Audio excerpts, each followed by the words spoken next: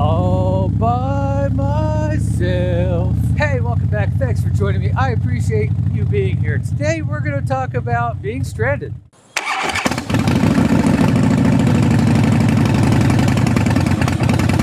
People talk a lot about brotherhood and how we all stand together and how you should always stop for somebody who's broken down, etc., etc.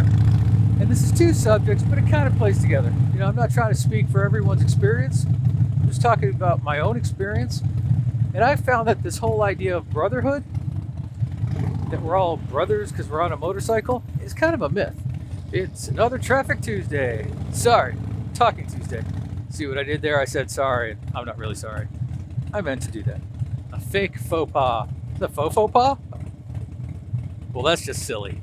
I'm not saying that there's no such thing as brotherhood among motorcycle riders. And by brotherhood, I mean brotherhood, sisterhood, what have you. I just don't think it's an automatic function of having a motorcycle or a patch or anything like that. Personally, I think, in my opinion, we're tribal creatures and we want to be around people. We want a tribe. Until we get jaded and broken and disappointed and become loners, I think all of us want a tribe. But I think we want an ideal tribe where everything's harmonious, we all get along. Not sure that exists. And I think that's the appeal of brotherhood. Just because you buy a motorcycle or even ride a motorcycle a lot doesn't mean you have that brotherhood. Just because you wear a patch doesn't mean you have that brotherhood. And I say that based on the number of brothers we see stabbing each other in the back, vying for power, turning each other in, what have you. Sleeping with their brothers' wives. You pick any group of people and you find the same problems that plague any group of people. Come on, everybody go. Everybody go. Go, go, go.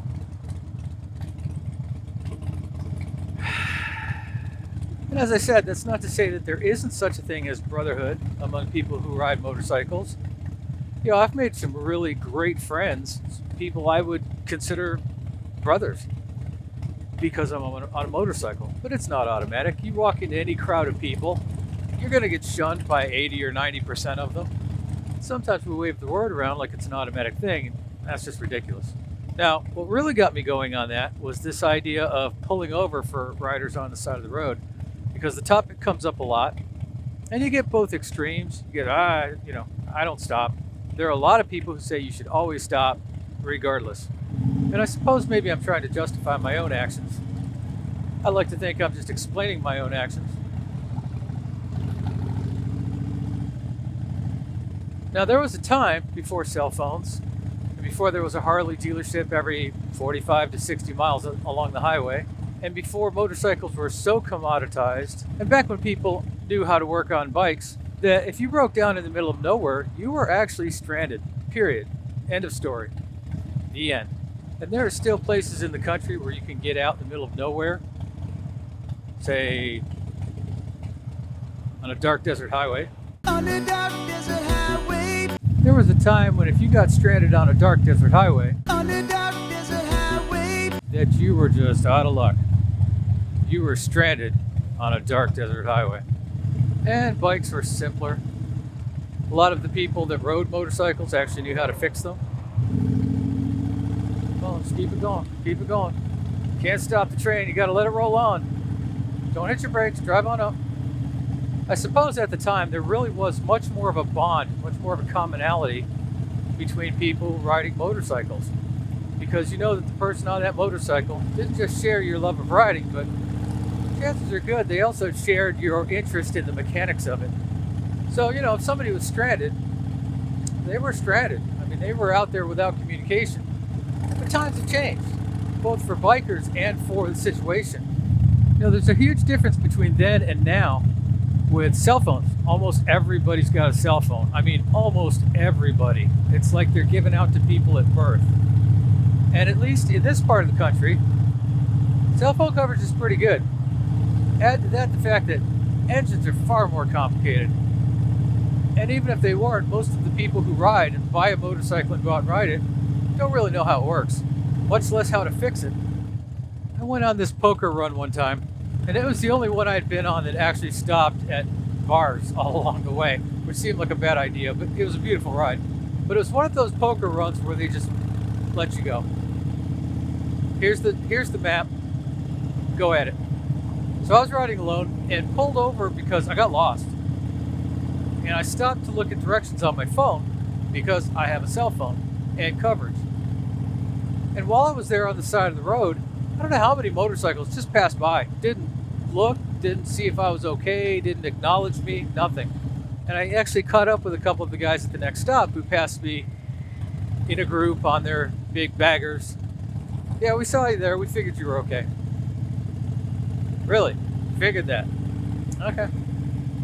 That really kind of opened my eyes to, oh, you should stop for people.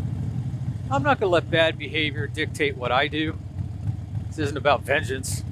This isn't about retribution on the people who don't stop. I actually have stopped a lot of times, and I've stopped for all kinds of people. I've stopped for people on sport bikes. I've stopped for people wearing major club patches.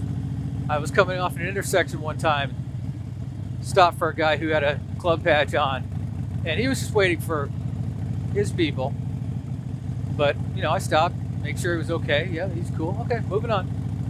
Now, at the same time, I'm not mechanically inclined. I don't really carry tools with me. I couldn't help them if I wanted to. But I have a cell phone. Chances are good they have cell phones too, but I'll stop. If they're right there, I'll stop. Now, I've blown by people on the highway in heavy traffic and have not stopped.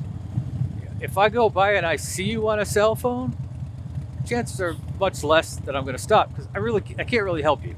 I really can't. There's nothing I can do for you.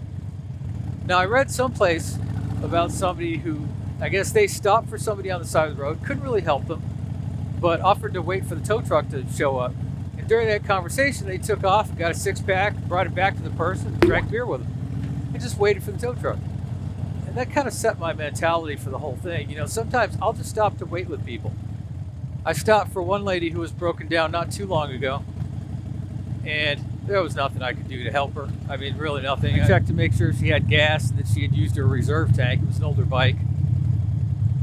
But in general, there wasn't much else I could do. And she actually told me a couple times, you could go. I'm good. I'm fine. I was like, no, I'll wait till you get it resolved or started or somebody comes and picks you up. I'll wait. So she got going and, I followed her for a little bit and then moved on.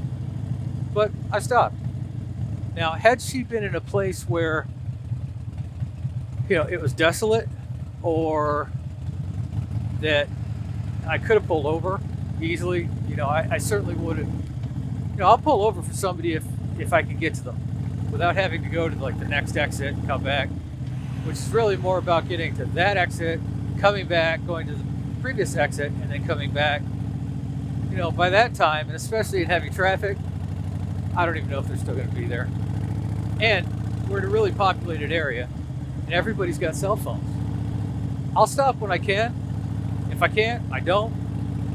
If I pass a group of people pulled over on the side of the road, I generally won't stop because I guarantee I'm not going to be the most competent person there. So it's kind of a mixed bag for me. And I feel guilty from the standpoint of the people that say, oh, you should always stop. You always stop for a brother. Well, I think history has proven that they're probably not my brother. You always stop. And do what? Sing a song for them? I don't know who's more disappointed in me showing up when I'm like, I don't know anything about engines. I don't know if they're more disappointed in not having help or if I'm more disappointed in having to admit that. So other than moral support, I'm not much help. But I will do it sometimes. Why? Because we're all brothers. Brothers and sisters, let us turn to the book of Willie, chapter 5, where it said, thou shalt not leave a brother on the road. Now, if I'm on a ride with somebody, I don't leave anybody behind. You just don't do it. If somebody else doesn't volunteer to stay with them, it's me. Brotherhood, man, you can't even get a bunch of bikers to agree whether it's okay to wave at each other. I'm not saying there aren't brotherhood-like bonds, but, normal people call those friendships, close friendships. So I don't get too bent out of shape over it. Now, I'm not saying that there are people who won't pull over anymore. I was broken down one day on the highway, and it was wall-to-wall cars. That was part of the reason I was broken down. And I don't know how many bikes passed me, didn't say anything, didn't wave, didn't acknowledge that I was there, didn't, hand signal to see if I was okay. There was one guy on an old beat-up, I think it was a Sportster, that looked dangerous. My guess is that he knew how to fix the engine, and he pulled over and made sure I was okay. And I was like, "Yeah, I'm cool, dude. Thank you. Just waiting for the tow to get here." So I mean, it happens. There are people that are passionate about it, and good for you. I guess it's like giving to charities, right? Some do, some don't. You do you, boo. What were you waiting for there? Man, I'm desperately in some want of breakfast. But I've lost 7 pounds in the last 2 weeks. Breakfast is not conducive to that. Still, breakfast is my kryptonite. Anyways, let me know what you think below. Tell me about brotherhood. Tell me about stopping for others on the side of the road. Am I wrong about cell phones and the availability of help? What do you think? What do you do? Do you stop just for support? Or can you actually wrench? As my New York friends would say, "Hey, talk to me. Let me know." Actually, that's probably like the worst New York accent ever. And to them, I apologize. But let me know in the comments below. That said, go do something nice for somebody today. Make the world a better place, one little bit at a time. Thanks for joining me. Appreciate you riding along, and I will see you next time. Bye.